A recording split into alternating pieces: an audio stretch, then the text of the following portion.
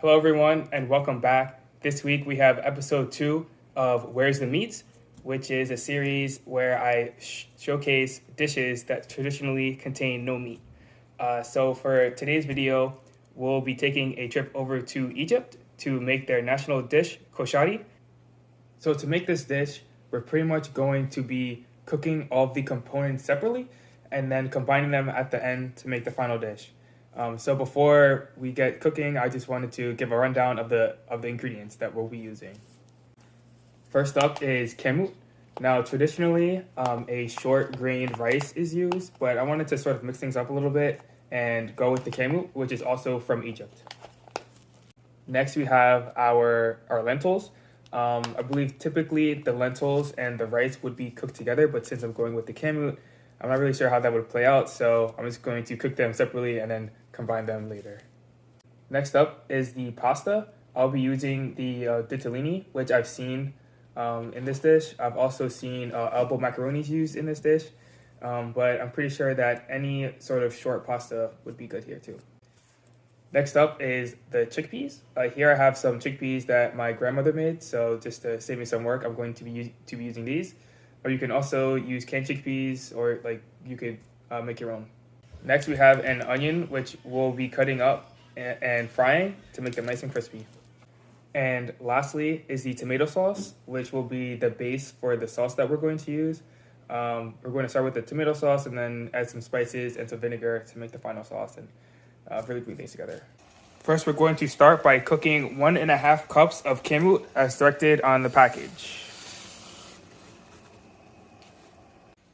While the kamut's cooking, we're going to put in a 1/4 teaspoon of coriander, a 1/4 teaspoon of pepper,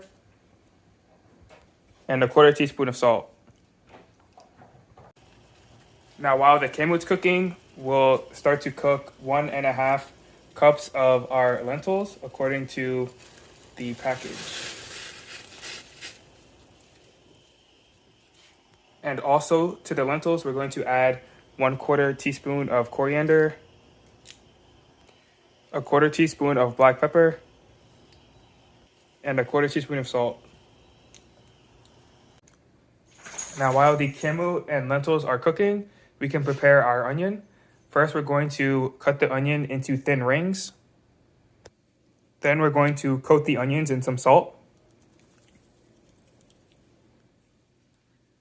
And then coating them in 1/3 cup of flour.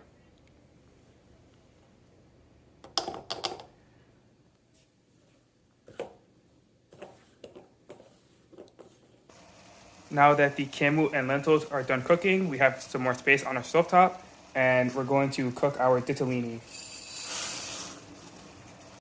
At the same time, we're going to start frying our onions, and we'll start with heating up a 1/2 cup of oil.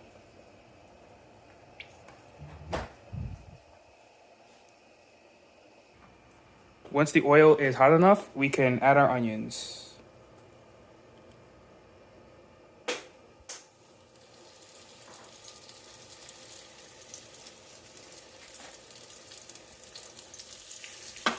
And you're going to stir the onions often until they become a nice golden brown color.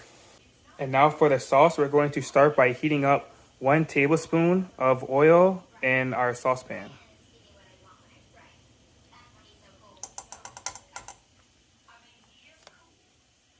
Once the oil is hot, we're going to throw in about 4 garlic cloves, a teaspoon of coriander.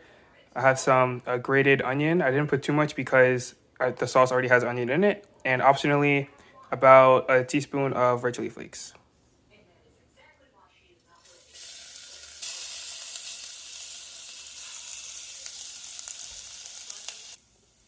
So we're going to let it cook in the oil a little bit to get nice and aromatic before adding 28 ounces of our tomato sauce.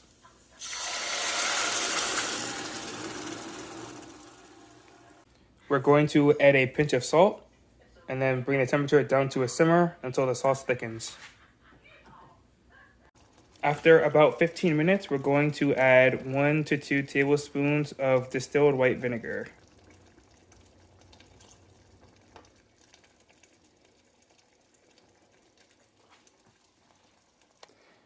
And if you make the sauce before everything else is done, you're going to set it to low and keep it warm until it's ready to serve. Once everything is done cooking, it's time to plate our dish. So first we're going to start with some kamut.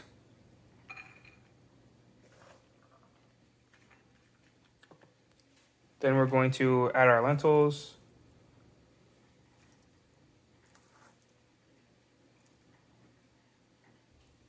Next, we're going to add the pasta.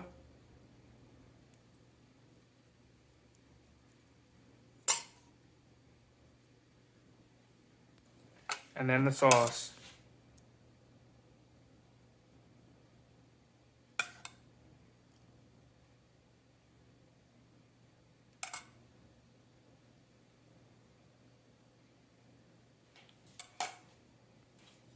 Next, we're going to top with some of our chickpeas. If you didn't make your chickpeas fresh, I suggest that you reheat them.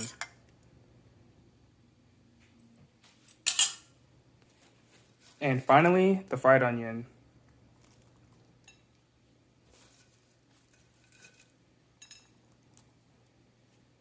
Now that we've assembled the dish, it's time for a taste test. Here we go.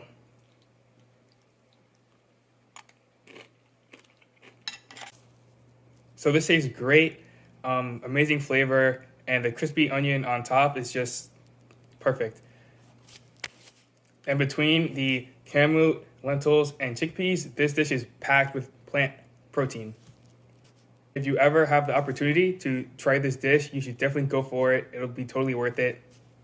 And I'm sure that you'll be satisfied. Thanks for watching the video. I hope you enjoyed, and see you in the next one.